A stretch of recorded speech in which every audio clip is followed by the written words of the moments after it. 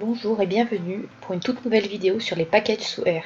Le package que nous allons vous présenter aujourd'hui s'appelle PLSDA. Ce package permet de lancer une régression PLS pour des variables qualitatives. Nous allons vous présenter un package qui contient 11 fonctions. Évidemment, il y a la réalisation de la régression PLSDA. À côté de celle-ci, il est important de retenir qu'il y a la possibilité de réaliser une sélection de variables, une sélection des composantes et enfin la réalisation d'une cross-validation. À présent, nous allons installer le nouveau package que vous aurez téléchargé au préalable. Vous trouverez le lien du package dans la description. Dans l'onglet d'affichage à droite, veuillez cliquer sur Package. Une fenêtre s'ouvre. Pensez à vérifier que dans Install From, ce soit le package archifile.zip.rgz qui soit sélectionné.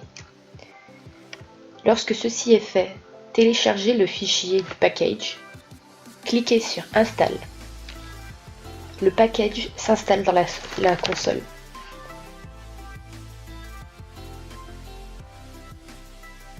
Est terminé, allez dans l'onglet Package et sélectionnez PLSDA. Vérifiez que dans la console, la localisation de l'enregistrement du package ait bien été précisée. Pour finir, tapez librairie PLSDA dans la console pour mettre en mémoire le package. Nous allons utiliser le package PLSDA.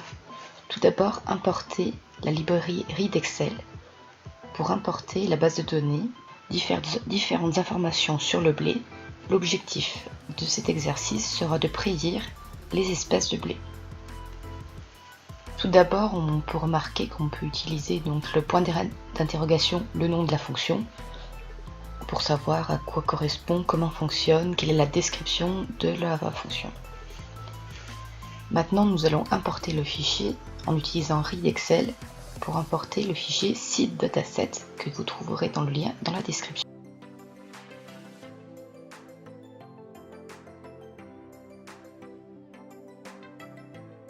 La base de données contient 7 variables quantitatives et une variable qualitative, la variable à prédire, qui correspond aux différentes espèces de blé, notamment Kama, Canadienne et Rosa. À présent, l'objectif est de séparer le jeu de données dans un jeu de données d'apprentissage et de test. Le jeu de données d'apprentissage contient 157 individus, tandis que le jeu de données test contient 53 individus. On a réparti 75% pour le jeu de données d'apprentissage et 25% pour le jeu de données test. De la PLSDA que nous allons tester, nous allons nous-mêmes choisir le nombre de composantes à utiliser et nous n'utiliserons pas la cross-validation.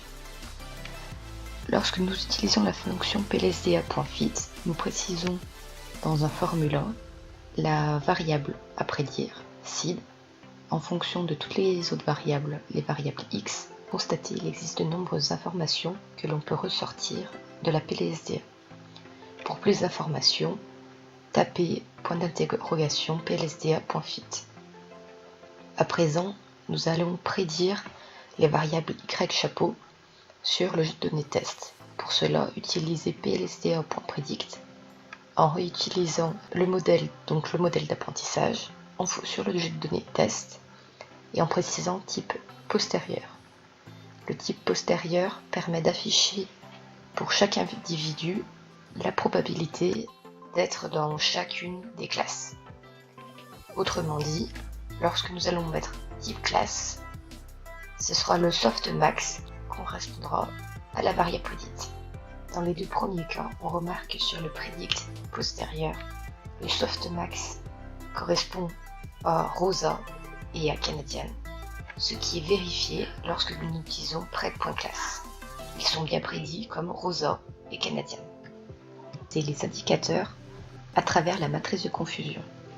Tout d'abord, nous allons utiliser le taux d'erreur. Le taux d'erreur est de 5%, ce qui veut dire que dans 5% des cas, nous avons une erreur de prédiction. De façon plus précise, le taux de rappel montre que Rosa est très bien reconnu et que le moins bien reconnu est Canadienne. A l'inverse, lors de la précision, nous nous rendons compte que si on prédit Canadian, nous avons 100% de chance d'avoir raison. A l'inverse, Kama a un taux de mauvaise reconnaissance plus élevé. Étape, celle de la réalisation de la PLSDA à travers une grosse validation, une sélection de variables et une sélection de composantes.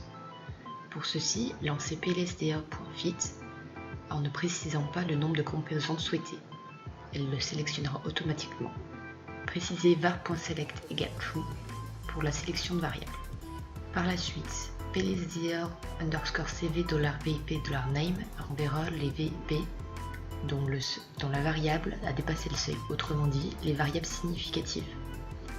Plot.vip permet de renvoyer un varplot des VIP et de voir les variables sélectionnées. Ce sont les variables area et paramètres qui ont été sélectionnés, qui ont une VIP supérieure à 0,8. De même, le nombre de composantes optimales est de 3. Nous poursuivons par la prédiction. De même que sur l'exercice précédent, nous allons faire une prédiction de type postérieur avec les probabilités d'appartenance pour chaque individu, de type classe pour savoir la variable de prédiction. Dans le cas des deux premiers individus, on les prédira comme Canadian. Enfin, nous arrivons à la matrice de confusion afin de voir si le modèle est pertinent. Nous voyons que le taux d'erreur a nettement augmenté. Nous sommes passés de 5% à 13%. Néanmoins, nous avons enlevé 5 variables. Nous avons notamment diminué en termes de taux de rappel au niveau de Rosa et en termes de précision pour Kama. À présent, vous êtes apte à utiliser le package PLSDA sous R.